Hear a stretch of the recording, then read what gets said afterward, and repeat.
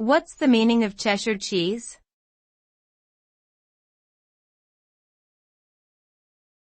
Cheshire cheese.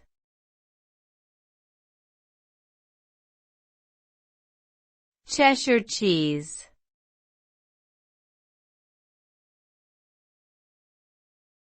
Cheshire cheese.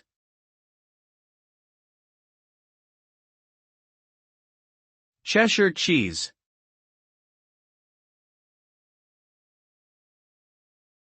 Cheshire cheese is a type of cheese that originates from the English county of Cheshire.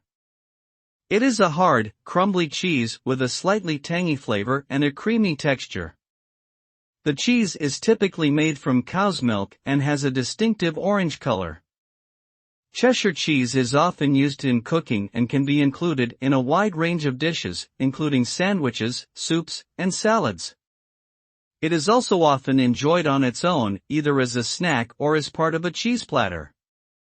Overall, Cheshire cheese is a flavorful and versatile type of cheese with a long history in English cuisine.